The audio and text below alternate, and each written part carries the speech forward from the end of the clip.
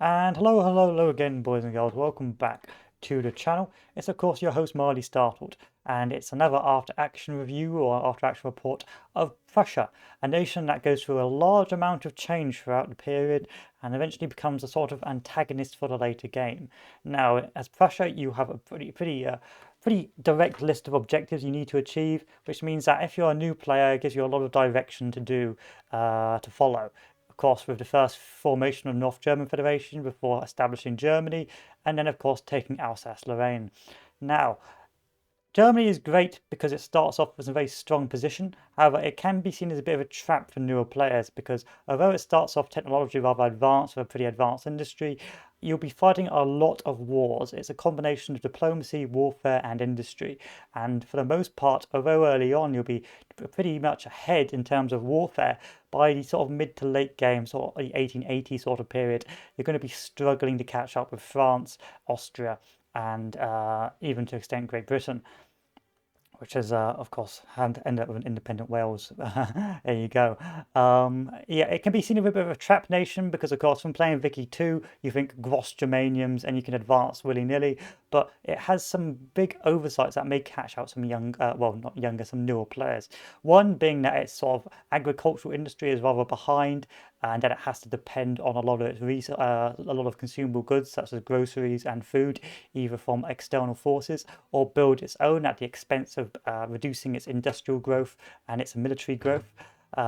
Two, the fact that because of this, it also has no sort of access to colonies at the start of the game or consumables market, meaning that you have to sort of toe the line between making sure your infamy doesn't get up too high.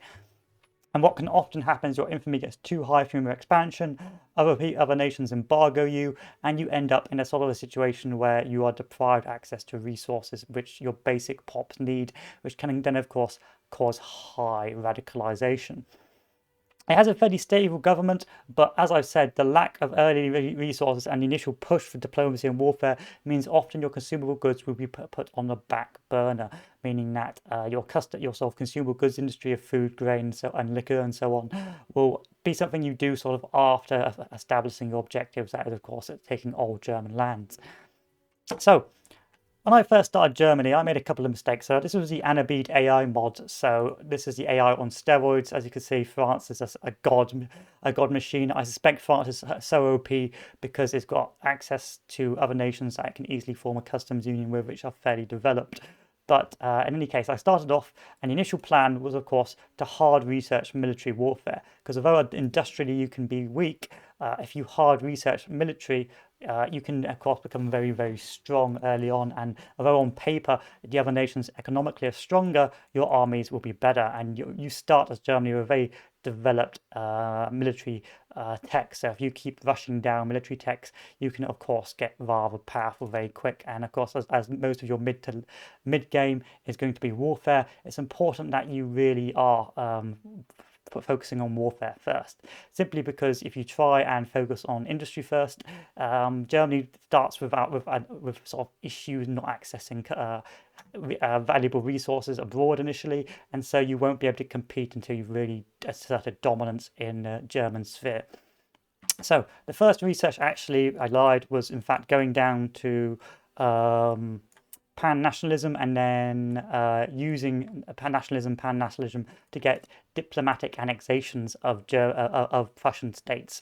Or German states. This was because I did not want to raise infamy, and I was worried that Austria or France may intervene because it's a very RNG whether or not France and Austria want to contain you. And in my game, France and Austria obviously containing me.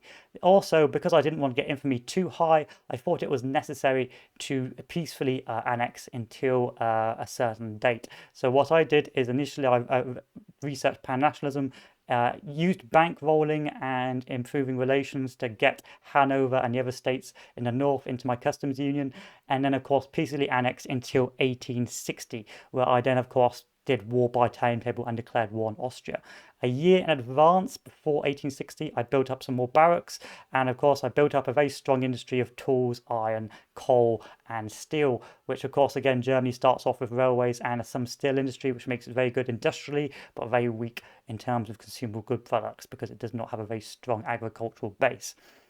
However, while this was going on, I knew that I needed to continue expanding in order to get access to valuable resources. So initially, I expanded into the territories of the Windward Islands and the Ivory Coast before expanding once I had got quinine down into South Africa as well. This, of course, gave me a lot of access to gold, and this meant that I could then, of course, mint as much money as possible and get very wealthy.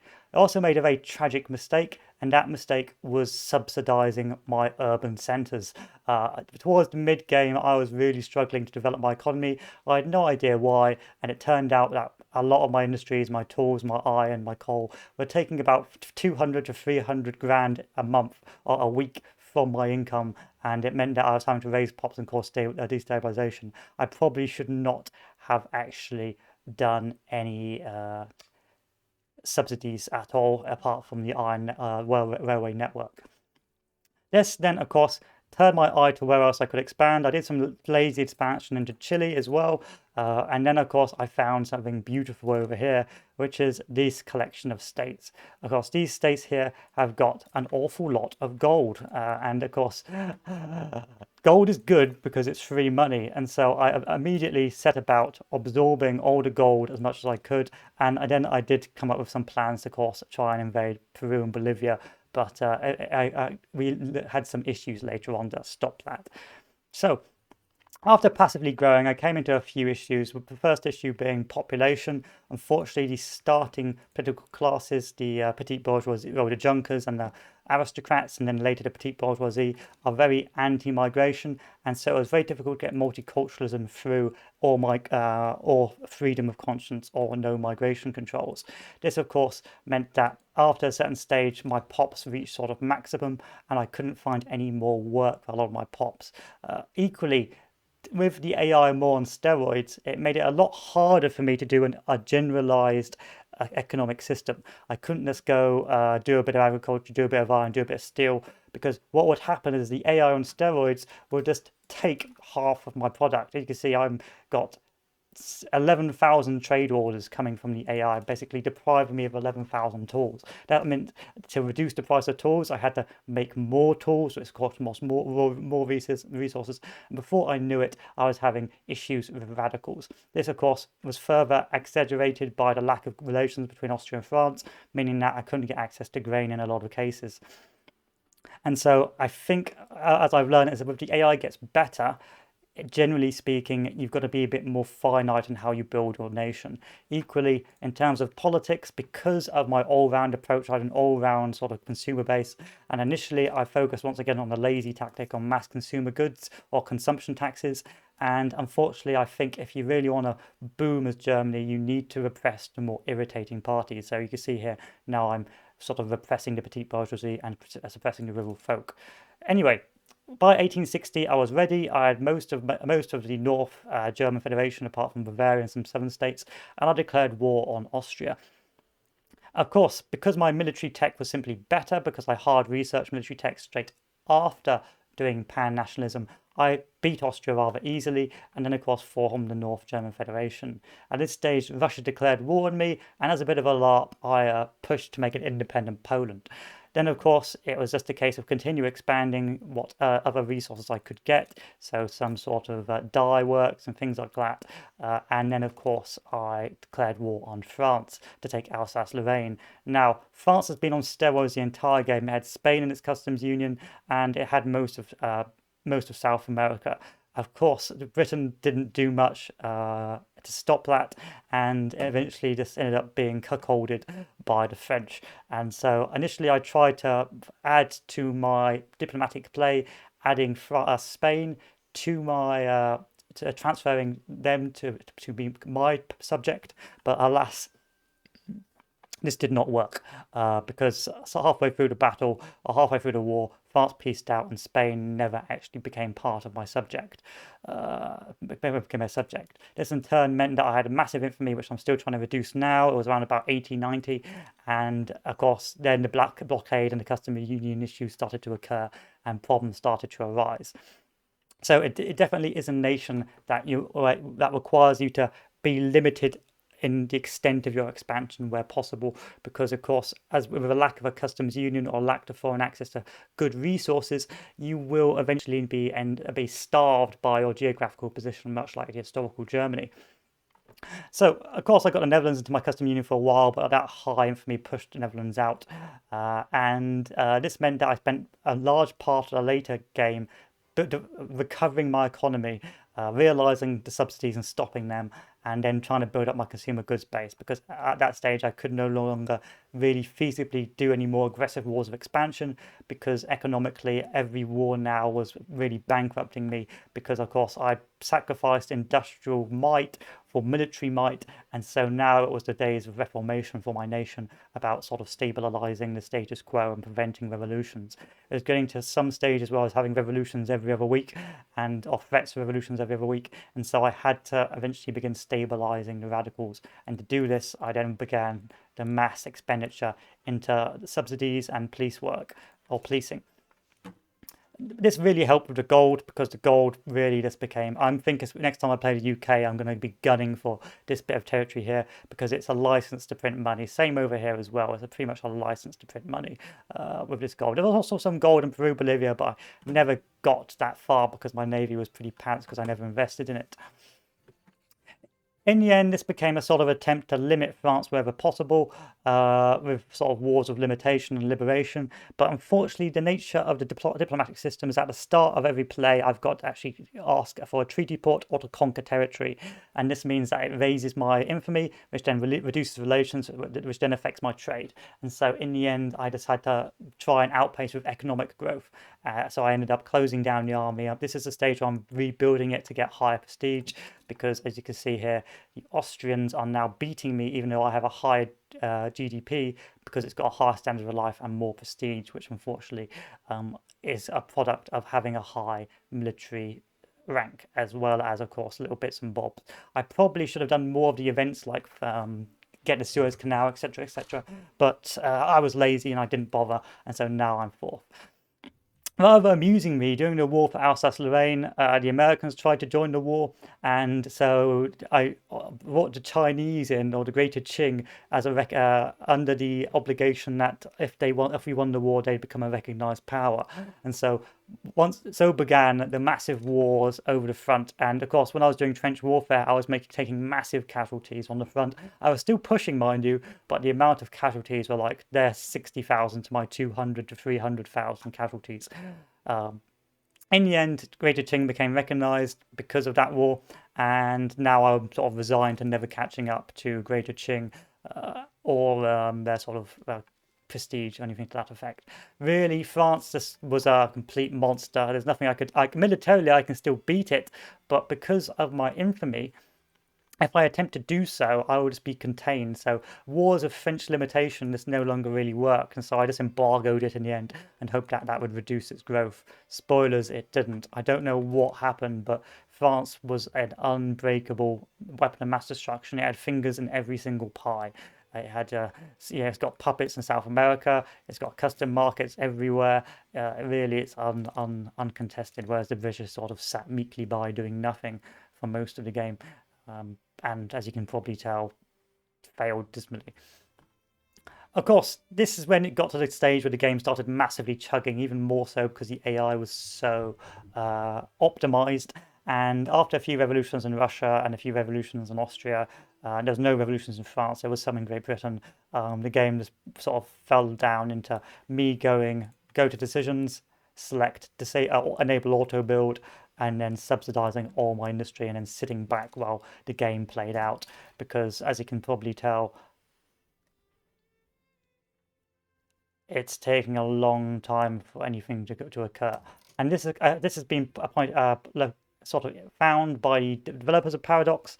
And so I think it's something to do with pop fragmentation, where German workers join France and then become German labourers in German, and so it ends up spreading out more and more and more until eventually the game sort of piles out, crashes towards the end of the game.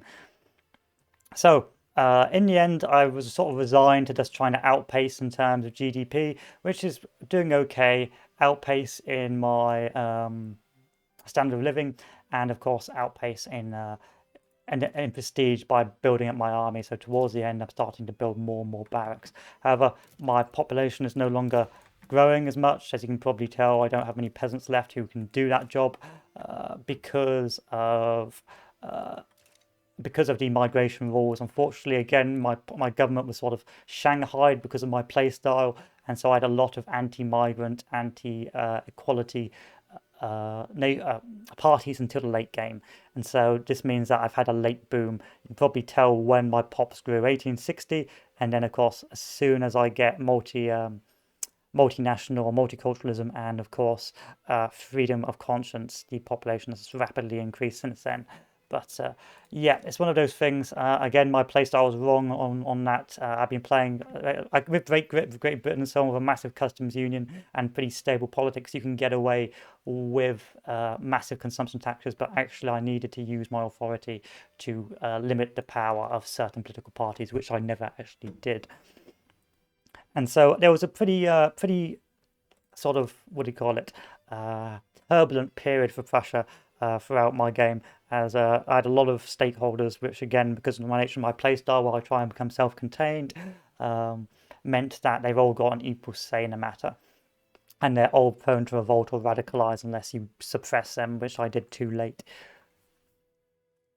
It's an interesting nation, but it's a nation which is really held hostage by its situation. Like, you will have to do certain things early on in the game to get a head start as Germany. If you wait and industrialize too soon, then Austria then can recover, and then France can recover.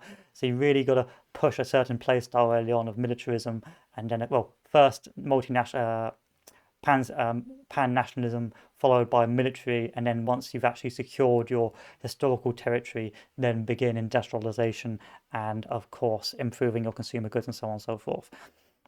But of course, with the AI on steroids, able to trade en masse with everything I make, it meant it was very difficult to actually become a sort of diverse nation. Instead, I focused too much on my industry, I believe, and this meant that I often had massive deficits in the mid to late game. You can still see here, I've still got massive deficits, but it doesn't help that about 40% of my clothes are currently being taken by other markets, which is very frustrating because it's whacking up the prices for me, which is very irritating, but it is what it is. Anyway, so let's get down to business. What do I think about Prussia? It's a fun nation. It's a nation that gives you some pretty clear goals to achieve, but is also a challenging nation because it forces you to play a certain way and because of your resource deficits in terms of grain, basic consumable goods, and the requirement for you to expand aggressively and sort of hard industrially early on means that often you will have deficits. But it's a pretty linear process of form Germany, force Austria to cede control, take Alsace-Lorraine, and then expand to get your place in the sun overseas. But as I said, there are many issues with Germany, being that its high infamy as a result of a lot of its political plays will mean that it is caught between needing foreign markets early on, but also upsetting foreign markets by the nature of the gameplay, meaning that you've got to expand aggressively, and that can lead to high infamy, that can lead to bad trade relations, that can lead to high consumer goods, that can lead to high radicals, that can lead to political turbulence.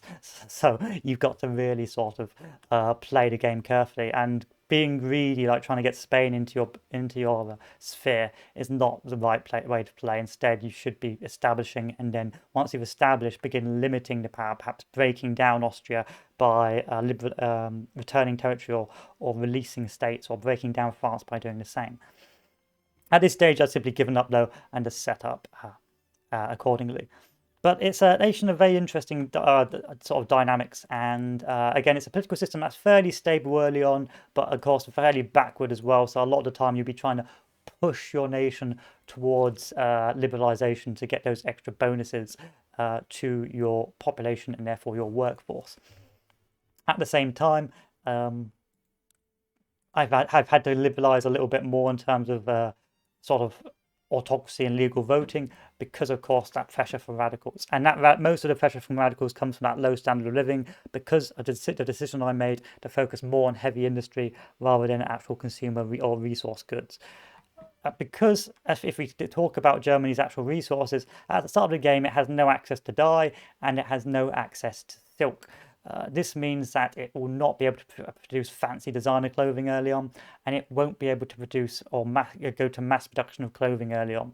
It has got some access to grain, but you won't really want to be sacrificing your industry early on for grain. And so what often happens is you have to trade externally with the AI, and the AI may not have those products, meaning that, of course, consumer goods get high, and you've got to expand into Africa, and you've got to expand into sort of the Pacific, just to have a standing chance of sort of making a self-sustaining market. Unfortunately, Germany has a very strong, heavy industry of resources, but a very weak industry or weak access to resources for dye and so on. So it will be a necessity to expand overseas to make colonies and so on and so forth. And of course, as a result of that, I had to produce a lot of rice farms and a lot of millet farms and all that lovely stuff just to feed my nation, because of course by that mid-game I was going through mostly blockades because of the economic system. Of course, this makes it a nice, pleasant change to Germany compared, or to Prussia compared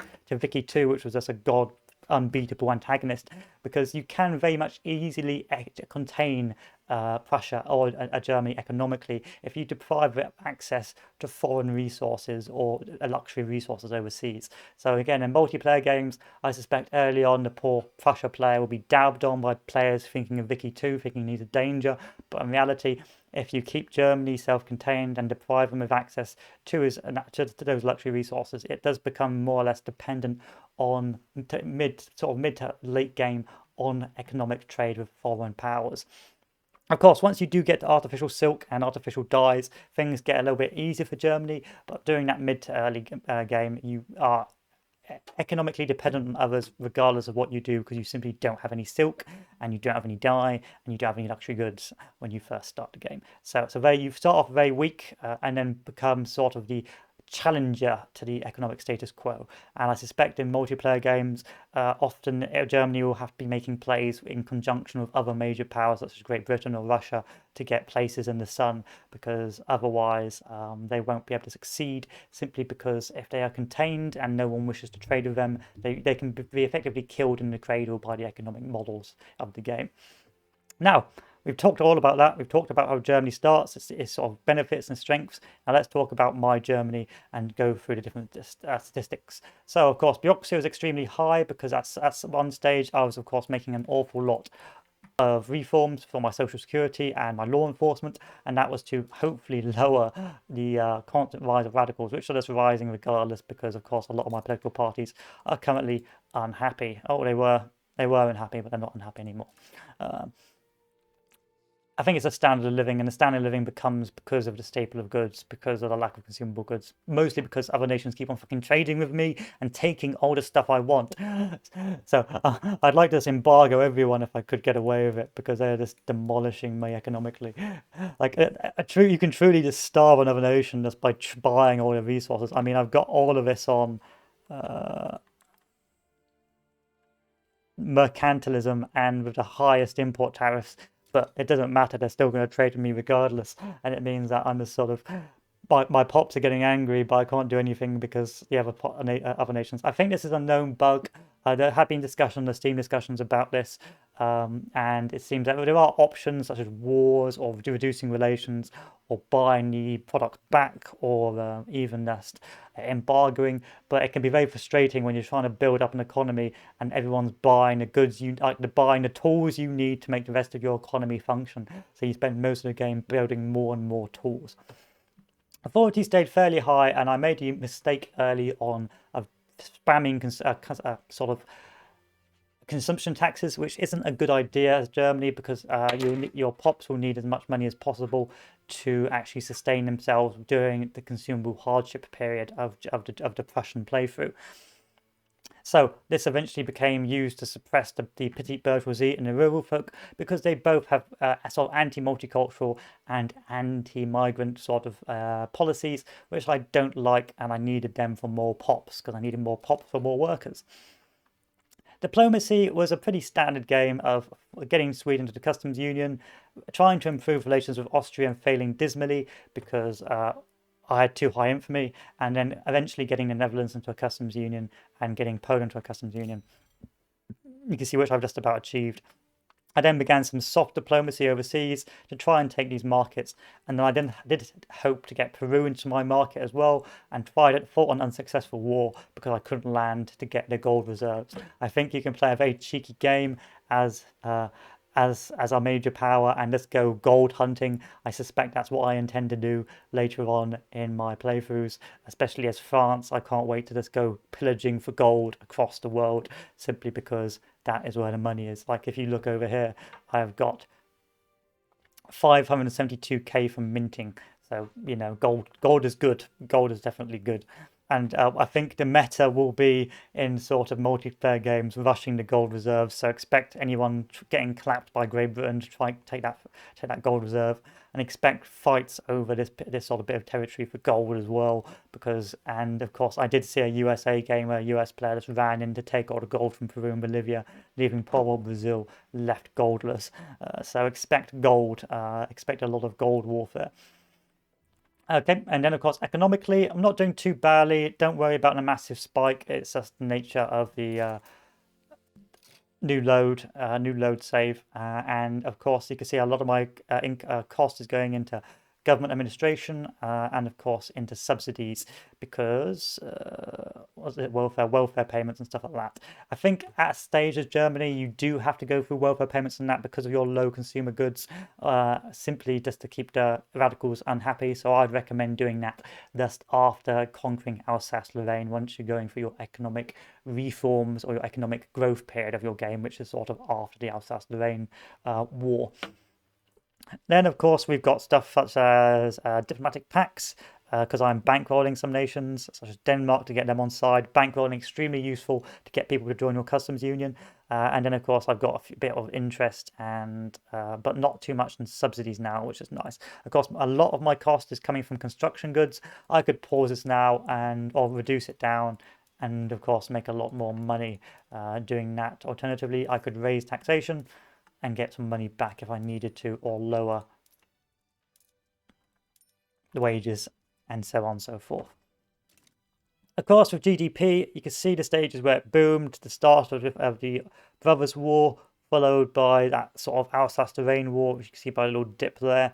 And then, of course, eventually building up as I go through this economic reform period, with a little dip at the top while I start building a load of barracks.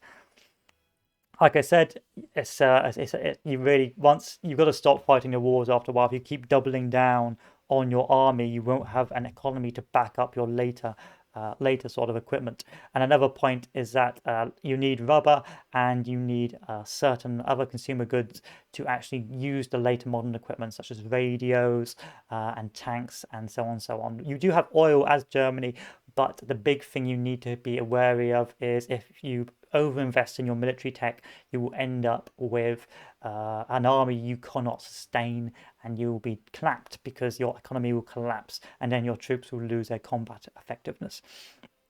So you do need resources towards the late game. You need places in the sun, because if you don't, you will simply lose out militarily towards the late game. So this is where this sort of colonial expansion is beginning. Don't get me wrong, I did a lot of colonial expansion early on. First, I tried to go through education reforms, but I didn't need to because of public schools, so I immediately went with colonial resettlement, and then of course began colonialization. Of course, you do colonize late as Germany because of the rush for pan-nationalism instead of quinine, but it's not the end of the world because you still get access to some resources. And worst case scenario, you can just declare war on certain states to get hold of their lovely, lovely goods. Of course, then we have our literacy rate. Literacy rate was always high throughout because you start with a public school, so there's a little bit of investment there, but it solves the problem. And you can see here with my standard of living, it's not bad, but it's certainly not top of the world. And I got, again, a lot of it is caused by wars. You can see the first sort of big war, I think that was the Franco-Prussian War. So the Austrian-Hungarian War, no, the Brothers' War, you don't really see much of an impact on, but then the Franco-Prussian War is when the sort of pops, standard of living massively declines, and then you begin to see the rise again and the reduction of standard of living once again, because you really are vulnerable to external economic forces as Germany, just for those consumer goods and those extra resources. So you can never really maintain a consistent standard of living because you're dependent on other nations for the luxuries in life. Of course, then we have, oh yeah, we can also see the middling, so we can see the lower strata. They're not doing too bad because grain is easy to get hold of eventually, and clothing is pretty good, easy to make as long as you've got dye, which of course by mid-game you can pretty much achieve independently. Middle strata is not doing too badly, but still doing pretty badly because of luxury clothing and luxury furniture and luxury stuff, because again, Germany does not have that in space, it does not have a lot of silk, so the middle sector, the middle strata is struggling, and then the upper strata is always doing well because it's the upper strata. Pops, of course, you can see once the unification, the pops jumped, and once I began the sort of liberal reforms and moved away from discrimination, the pops jumped once again and exploded. Now, if I got that a little bit earlier, if I had done repression a bit earlier, then of course my pops could have exploded more exponentially, and I probably would have been more of a contender with France, but I didn't, and that's my own fault. But I'd never really struggled in terms of population. You have a very large population of Germany anyway. It was only really towards the mid-late game that I started really thinking about pushing more out of necessity rather than just trying to get the largest great power number. Radicals were always a nightmare because of my lack of repression mid to late game. And of course, the standard of living is so flexible as Germany because you're importing or importing sort of basic consumable goods as Germany, that all it takes is a war overseas or a nation that is trading with you to have a civil war or an embargo or simply that good no longer being in a surplus in the nation that's trading with you, before, to see your standard of living massively decline. So if I think if you want a stable Germany, you do need eventually to push down the subsidies, and therefore you do need to get some gold or some high level of wealth just to sort of act as that cushion to prevent radicalization. There was a lot of radicalization in my country. A lot of times I had to sort of cheese the revolution system to stop the Germans revolting over some minor issue like migrant controls. Of course, eventually it's getting better because other standard of living is improving. Because again, like I said, it's very turbulent. You may have a high standard of living or a growing standard of living for your lower strata, but your middle strata wants more of those luxury goods, but you can't get hold of those luxury goods because your nation doesn't have the resources and you're dependent on trade. They start getting pissed off, the political parties start getting pissed off, and then you're in a bad spot. And then, of course, we've got a gradually growing loyalist section, which we could probably improve by lowering taxation and things like that. But it's you're damned if you do, you're damned if you don't with Germany. If you focus too much on sort of consumable goods, your heavy industry will fall behind and you'll get clapped because you need your heavy industry and your basic resources for weapons and guns. And of course, that's where the money is, whereas rural is not. And the reforms are better to get, easy to get with a industrial political class. Or if you focus on your industry, you're going to get clapped as well because you've got too much people trading with you for those nice goods, and your consumable base is defunct. And you can see here, I've got a lot of turbulence.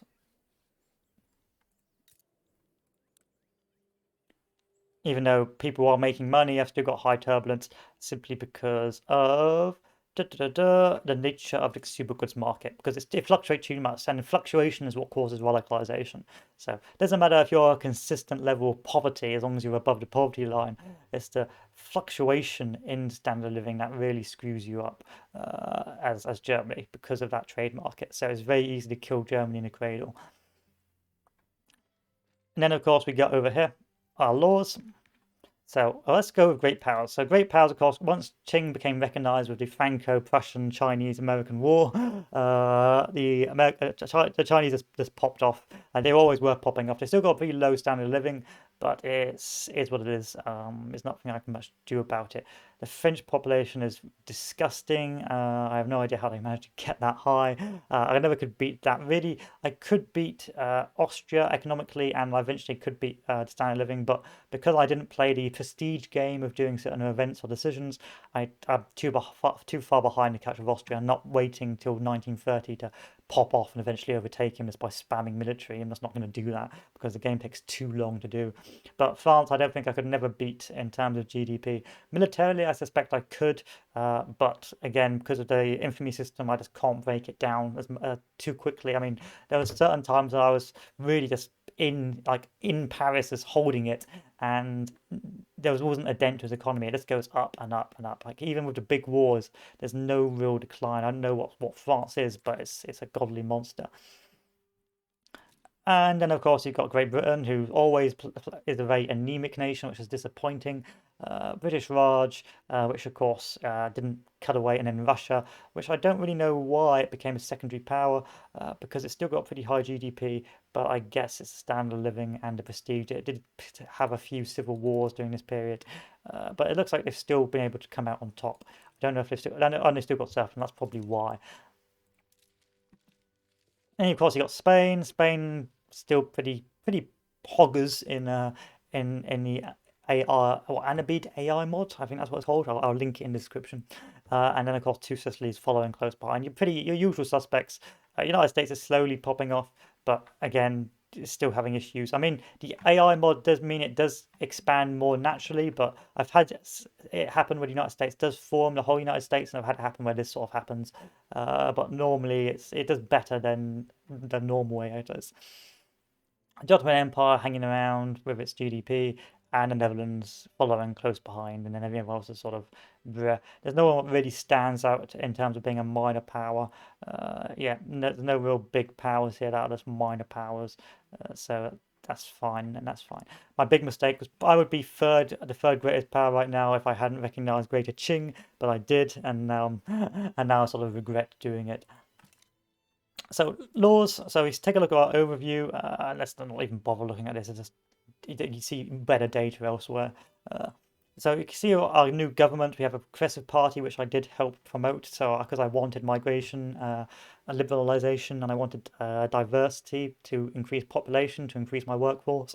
And of course, the army always stayed fairly high. Intelligence always stayed high because if you increase education and build universities, it's always going to be high, and then industrialists shortly after.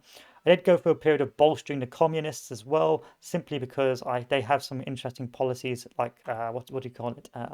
Progressive taxation that I wanted because that was an extra 100k in the bank. So in the end, it's formed a sort of a easy sort of affair in terms politically. Again, these guys are pretty neutral, but when you build wide and you don't suppress, you end up with a lot of stakeholders with equal power that can, of course, come and bite you in the ass. Here we got our petite bourgeoisie, who act like your sort of modern aristocrats. They're still very regressive, and they tend to sort of reduce your ability to liberalize. And same with the rural folk. Funnily enough, the petite bourgeoisie and the rural folk are pretty similar in terms of their anti-liberalization policies. And then the Junkers at a silky smooth 7%. They're getting towards minor power control, which is to be expected. Royalist, moderate, and pacifist. So when royalist effectively means conservative, pacifist, yeah, it says what it says in the tin, and so on and so forth. Of course, radicalism sometimes did help because it did allow modern reforms to go through. And actually, there was an interesting bug later on in the game, which I found quite amusing, which I'll discuss it later. So monarchy, again, I always try and preserve the monarchy, just that LARP, really. Eventually, I did have to go landed voting because I was having a quagmire of my political groups, eventually leading to high sort of revolt risk. And so I thought, you know what, let's do some landed voting. That'll keep them happy while I push through my more moderate reforms, which I eventually did. Of course, we went for total separation and multiculturalism quite late in the game because, again, a lot of political parties were preventing me from pushing it through because there's a lot of neutral parties and there's still a very large, significant, aggressive anti-party. I left Home Affairs alone simply because I'd upset too many political parties. And this time, I don't know if it's a patch or not, but when you upset a party, you massively upset a party. I wanted to go laissez-faire, but again, I didn't want to rock the boat for the rural folk or trade unions. I'm trying to keep my radicalism low. And I kept mercantilism because I wanted to make profit and I wanted to stop people trading with me, but that didn't work. This is my favorite sort of taxation. I tried to push for this as soon as possible, but it took a while because, again, a lot of political parties, again, with my moderate sort of all-round system, meant that it was difficult to push through. Eventually, I was able to, but it took some time to do so. Colonial resettlement is always one of my early rushes, so if I can get colonial resettlement or colonial exploitation early, I always try and take it because that means I can start the scramble for Africa quickly.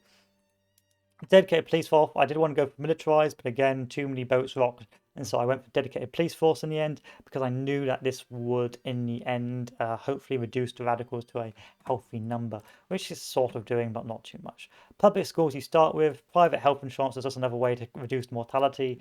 I left these because I didn't want to rock the boat, and of course I moved to compulsory primary school education because I wanted to try and increase the standard of living and increase the education system, which it was sort of doing, but not really, if you know what I mean. I did want to go down for suffragettes for more women in the workplace, but again, a strong opposition to a large amount of parties meant that it was very difficult to push through once again. So in the end, property women is where it's at because I simply couldn't push it further down. And of course, we moved to wage subsidies. I probably would have moved down to old age pensions, but I'm always keeping an eye on how badly it upsets certain political groups, and so I left it on wage subsidies. In future, I probably would have gone down to old age pension as well, just to improve the standard of living. And migration controls. Initially, I had no migration controls, but then, of course, the political parties kicked off, and I was forced to go through migration controls. And much to my irritation, I had to stop my population growth significantly. Again, it's a nation that isn't too bad. It's quite stable, but it's also very conservative, and it's difficult to push through those liberalising policies to get certain benefits from them. Thus, the suppression now is to try and reduce the importance of these nations. Of course, institutions, this varied from time to time. Normally I had it around about 3 because that's all I could afford as Prussia early on. Then of course I had education on 3, then the police force on 3, and then of course it went sort of, once I got all the colonies I wanted, stopped with the colonization, reduced education if it got too expensive, and then of course reduced policing if I couldn't build enough bureaucratic centres. So it was a constant sort of balance between the two. Eventually I've gone high into welfare and high into law enforcement just to maintain, to stop radicalism, which isn't really working. Now about this bug. So this bug is pretty amusing because if you get high radicalism as Germany, at least I think you do, you get an event called the Springtime of Our People. Now you can pick to suppress that springtime, leading to high radicalism, leading to low standard of living, etc., etc., etc. Or you can pick to embrace the radicals. Now, if you pick embrace the radicals, you get an event that gives you like +3 for all your political parties around in your nation, but you don't actually have to reform. So you can invite radicals into your invite radical figures into your government through event, or spread the revolution, quote unquote, the revolution overseas to make all your political parties happy, but you never actually have to reform. So it's a nation that's promoting revolution, and all your political parties are happy with you, but it doesn't matter because you don't actually reform. Like there's no prerequisite to reform. I don't know if that's a bug with the event system. Maybe you're supposed to collapse if you refuse to sort of reform, but actually it's the Springtime of Our People is effectively 3 happy political parties for 7 years. Like you don't have to reform, and the political parties just get happy and happy with you, as opposed to the alternative, which is crush the reform, or crush the reforming process, and end up with with a death spiral. So the Springtime of Our People, if you see that event, pick it, because there's an event that allows you to spread it to overseas or spread the revolutionary sentiment to other nations, and that's an easy way to stabilize your country without actually having to do anything, which was a pretty funny affair. Okay, for the budget, so taxation was very high throughout, simply because I accidentally subsidized the trade centers or the urban centers, which was a bad idea. And then, of course, consumption taxes made the standard of living worse, so I had to remove consumption taxes. But now we're in a pretty healthy position in terms of taxation. Same with our construction goods. It was a pretty slow growth. It's still not as hard as I'd like it to be, but at the end of the day, I am beginning to get through the pop-off phase. Government wages, I think they've done a change now to government wages, where actually if you reduce government wages and military wages too much, it does cause big old problems for your country. And so now I've always tried to keep it at least a couple levels low, like so, and then of course when a war hits, whack the military wages up as high as possible. But to bear that in mind, that of course it will be dependent on whether or not you can afford it, and sometimes you may have to go down to the bottom, and make sure your government doesn't get too upset because of it. So you see the intelligence, you're pissed off now, so I might just go a little bit like this, and that will hopefully make them less pissed off. Yeah.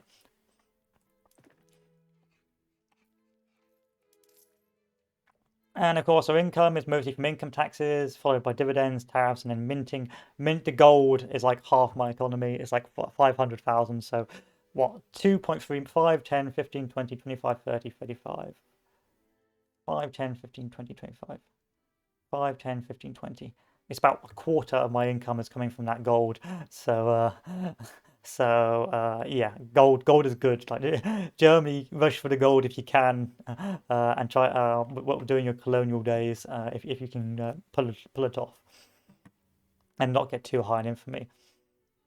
Of course, wages always a pain in the ass. There's nothing much I can do. A few bank rolling, but nothing too bad. And interest again, not that bad. So our big heavy-hitter states are, of course, Brandenburg and then Schleswig-Holstein, with the biggest income and the biggest expenses are, of course, Brandenburg and Pomerania. Don't know why Pomerania has probably got the biggest expenses. I suspect if you look at our buildings, it may be because of a lack of inputs from iron. I suspect it's a lack of input from iron.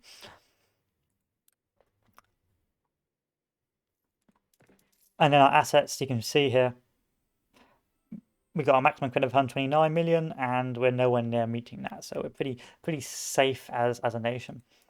Buildings, as you know, my system of sort of all-round growth, which doesn't really work anymore, as it doesn't really work in these nations, but I think it's necessary for Germany. Otherwise, you just become too much of a victim of external powers. You've got to, otherwise, all the external powers have to do is embargo you, and you die. So I think it was necessary, even though it's not the most optimum strategy for any of these sort of Central European nations, maybe with the exclusion of France. So we got a pretty high food industry. This was because of late game. So you've got to think I was focusing mostly heavily on heavy industry until my pops couldn't sustain it. And then once I got into heavy industry, I then, of course, began after it's all 1870 or the war of the Franco-Prussian War or Franco-Prussian Chinese-American War. I then moved into sort of textiles. I did build a few, but again, the main effort was basic heavy industry and tools, because as you'll see later, the tool system is killing me. The trade system is killing me. Like you should be able to set limits on exports. Like when your country is economically collapsing because everyone is buying the tools that you need the rest of your industry to work on. It's very, very frustrating. Okay, our motor industry, again, pretty self-explanatory stuff. A very heavy arms industry, because early to mid-game, you will need a heavy arms industry and a heavy munitions industry just to produce the best units at the cheapest cost for you to wage war effectively. And then, of course, electricity, government centres, and universities. I did build a few universities just to spam prestige, but it's too late now, I think. I've turned this all on auto build because I got bored. And another thing I found as Germany is you can't just go to the most expensive option, because you're going to end up losing money. So you do have to tailor your industries to what demand you've got as Germany, or what supply you've got. You can't just go, I'm going to pick electric sewing machines, because all that does is it may make a profit for this industry, but then it kills all the other industries that need tools, fabric, or dye. And the same for this. So in the end, it became a case of what can I pick that's going to balance the prices but not make them too expensive or too cheap.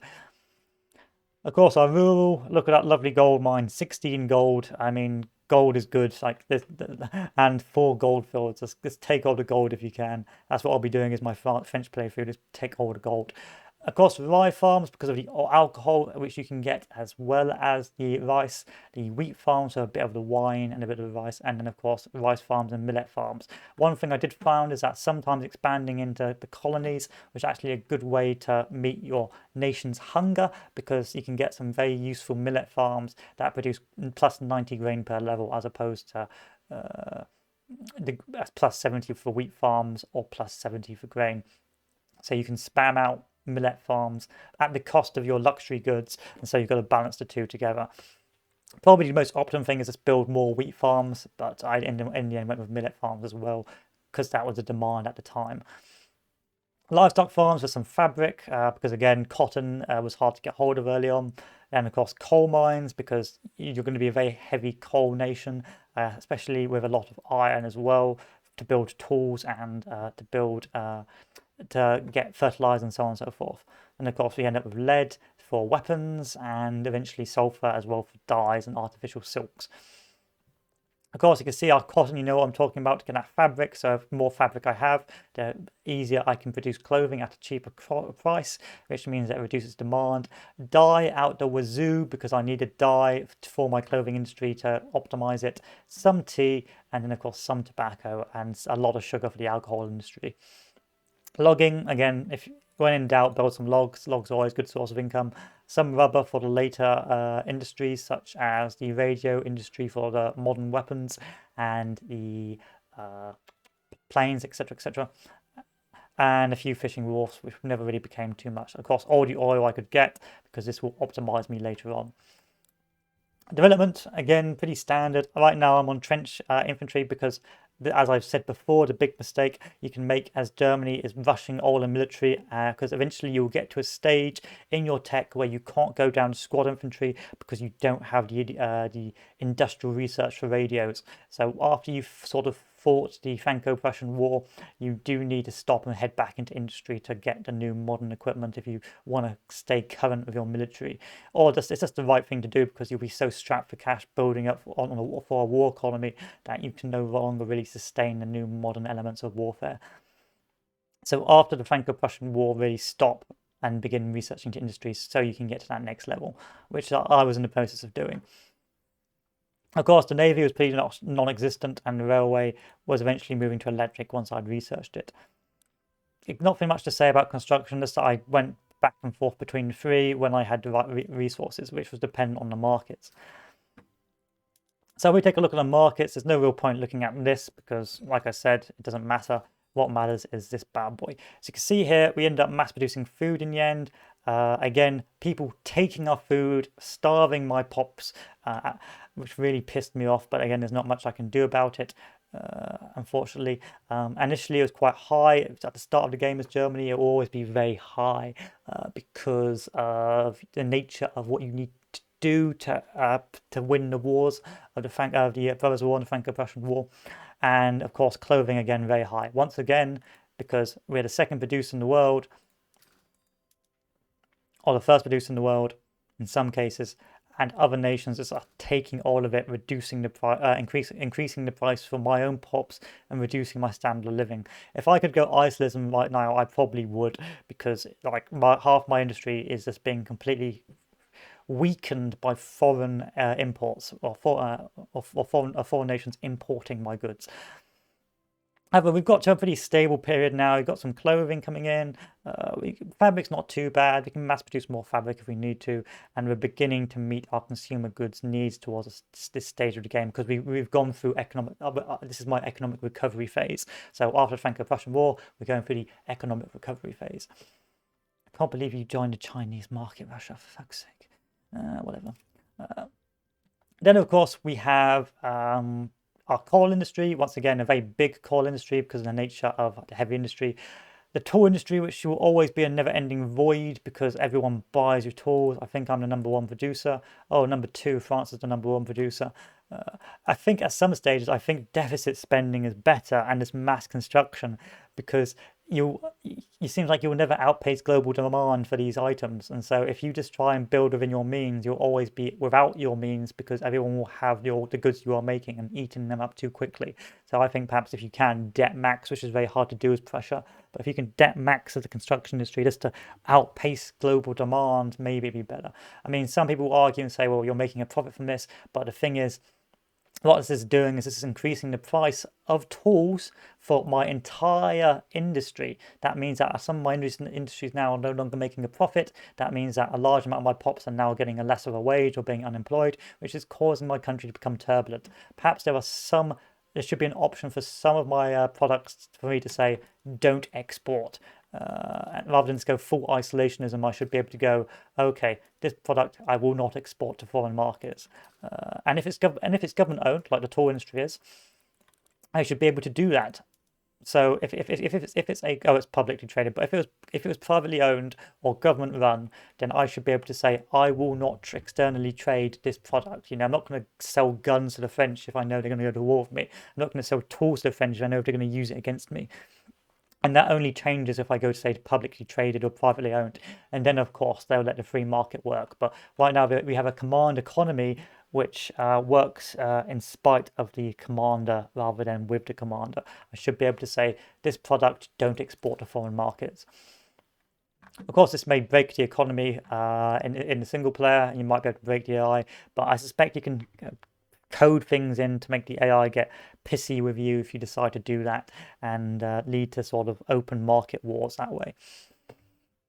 Yes, people can say you've got isolationism, but again, I want to trade most of my goods, just not some of those goods. I mean, I should be able to pick and choose what I export to the markets if I have built and owned those industries. But unfortunately, right now, it's everything or nothing. Either full isolationism, good luck, or mercantilism, which is effectively free trade, but with more tariffs, and so good luck with that. Of course, our steel industry boomed because we needed that for our tool industry. So you end up with a feedback loop of steel, so wood, iron, steel, tools, wood, iron, steel, tools, wood, iron, which really was a large part of my early game economy, just to try and build up enough tools to build up my industry, which never really never really succeeded. Of course, we've got loads and loads of fertilizer because we were making a lot for explosives, which we were going to use at a later date for the army. Same again with sulfur because we need it for fertilizer and for explosives and ammunition factories. And then dye was starting to get to a deficit phase because now we've got no more access to foreign colonies. Glass was never really a problem for me. Explosives always were, so that's why the fertilizer is so high, because explosives came hand in hand with fertilizer.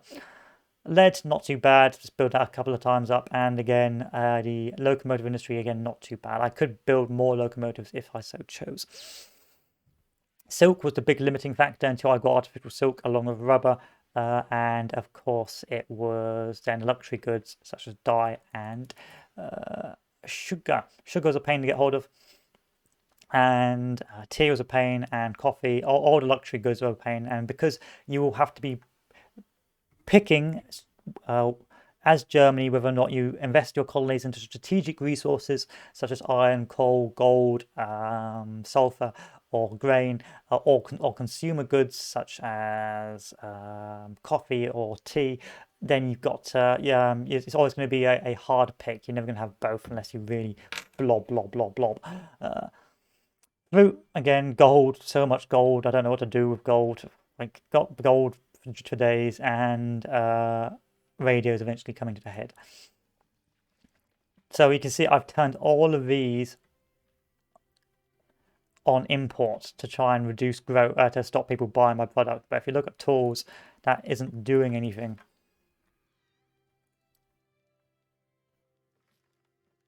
Austria's buying it. So unless I decide to completely embargo and cut them off from my economy, which then I need for the grain and so on and so forth, I'm just not going to be able to manage it.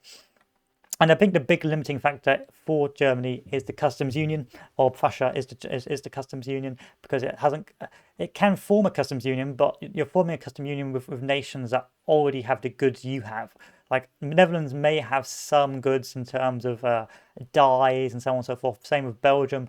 But again, it's not to the same scale as, say, France or Great Britain, who's got, India that is the luxury goods haven, or France, who's got the ability to blob into Algeria and Africa as soon as it sees fit. And so it's a bit of a catch-22 on that. The military, nothing really to talk about. Politics, nothing really to talk about. Tech, you can see here, my big mistake was tech was, unfortunately, so I rushed down military tech, got to about trench warfare, won the Franco-Prussian War, and thought, okay, I'm done now. And as soon as I won the Franco-Prussian War, I was like, okay, get me out. And then I switched back to industries, which I'm doing now, and society, which I'm also doing to get increased infrastructure to improve the access to markets. But military is pretty good. I would say is once you do get to trench warfare, until you get like defense in depth and stormtroopers and so on and so forth, you're gonna have a bad time because a lot of troops are gonna die. Like like it's weird because the combat how the warfare works is that it's still pretty dynamic early on. As soon as you hit trench warfare, then whoever attacks takes massive casualties, and the defender has massive um, advantages. So what this means is that after a certain period, eventually Germany won't be able to successfully expand as quickly as it normally does. And I think maybe trench warfare has a potential to gimp you. If I take a look at my actual buildings and go to my development and select skirmish infantry, 30 offense, 35 defense, 40 offense. No, trench warfare is better, but I think there's an event that gimps you. But anyway, once I won that, I was like, okay, switch back out, focus on production, and that's what I'm doing now. Still pretty far behind, but that's the sacrifice I made by heavy rushing pro-nationalism, and then of course military tech. Cultures, not much to talk about really. Let's take a look at the highest pops: South German, North German, Polish, and Russian. Pretty expandable. A few Malaysians because obviously I've said hello to them over there. And then finally we have our stratas. So I wouldn't take too much notice of the average price of consumer goods because it rockets up and down depending on external market factors, which is a pain in the ass. The only thing to be amused by is, of course, North German, South German, Polish, Russia, Filipino, Malaysian. We're building quite up a Pacific-based nation, really, which is quite amusing. And then if we take a look at our main capital, Berlin, you can see capitalists, engineers, very middle class based nation with a population of 7.3 million. Buildings, again, pretty established. Again, I'm going to have to increase more railways, but I've ran out of pops with qualifications to do so, so I'm going to have to stop growth. And some Russian, actually considerable Russian population, and a couple of Filipino, Malaysian, and so on. And then if we go and look at, say, one of our far-flung sectors, if we go look over at the colony, look at the German colony over here. It's got a population of 1.3 million. That is shopkeepers, bureaucrats, and servicemen. And it has a population of South German, Andean, Dutch, Palatinate, Russian, so it's a bit more diverse. Okay, and I am now back. So, where was I? Oh yeah, and now we were talking about our sort of other factors. So if we take a look at our markets, so if we look at the French market, you can see that the French have, of course, gone very heavy into mercantilism as well, and is mass exporting or mass importing goods from other nations. Potentially, this could have been a way to starve the French if I'd gone to war, say Spain and so on and so forth. You can see they're getting a lot of goods from other nations. A lot of goods from other nations. But there's not much I can do because the other nations haven't contained it, so it is what it is. So if we talk about, say, standard of living, see here, standard of living not too bad. I mean, it's not good as France, but could be a whole lot worse if we look at the rest of the world. It's behind. It's behind. I won't admit, but it's a product of my economic system. Okay, and then if we then select our cultures, oh no, I don't want to look at that then. Select our global GDP. No. Wow, I was making a lot of money for them. No. Let's select our loyalists. Okay, let's select our radicals. Okay, maybe not. Let's take migration. Migration is an important one. You can see I'm starting to get migration come in now. You can see the game starting to poo its pants as well. And then radicals. Pretty much everywhere. Why are there so many radicals here? The labourers aren't getting paid enough. I should have lowered taxation. It is what it is. And then standard living. We've already done that. So as a breakdown, let's see what all the other nations did. So Russia had a civil war, and that's now a minor power. Ottoman Empire has sort of survived a little bit. It's starting to establish itself more, but the French are just eating everywhere. They're just picking on every single nation, just greedily and without restraint. Of course, the Two Sicily was able to form, and Spain became France's puppet for a while before Civil War made it independent. And the United States of America is still beginning to expand with, of course, communist New Africa. Chairman Charles Roy against New Africa versus Chairman Philip Payne, which says it all. Not much to say over here, apart from most of these have become French satellites.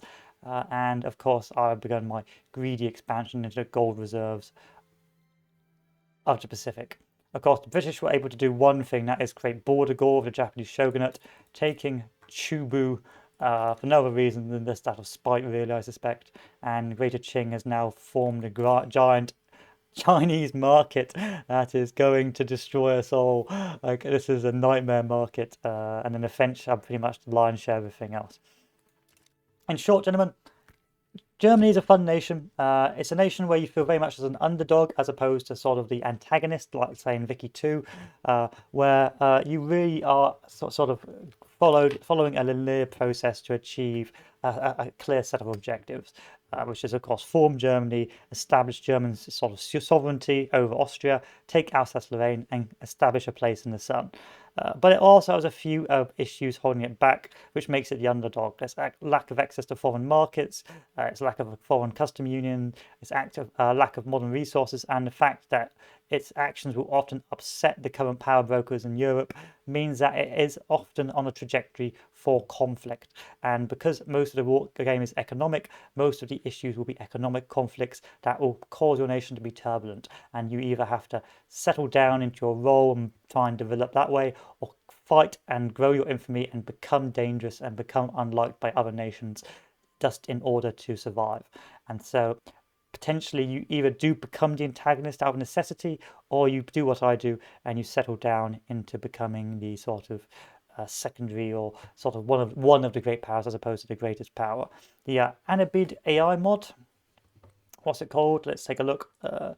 It is called the Anabild's revision of AI. Extremely good, but of course it exaggerates the end game lag, because of course you get to the end game quicker because all the games AI is more specialized. Hopefully the Paradox developers fix that, but for now, if you want a more of a challenge, but also want constant people trading with you, even if you don't want them to, then I would give the AI revision definitely a look at, because it definitely does make the AI much more competent and much more effective at developing its economies. And I've had a lot less nations collapsing into civil war and failed states with the AI mod as opposed to without it. Anyway, that's it for me, gentlemen. Thank you all for watching. If you have any questions, don't hesitate to ask, and I will see you all later. Adieu.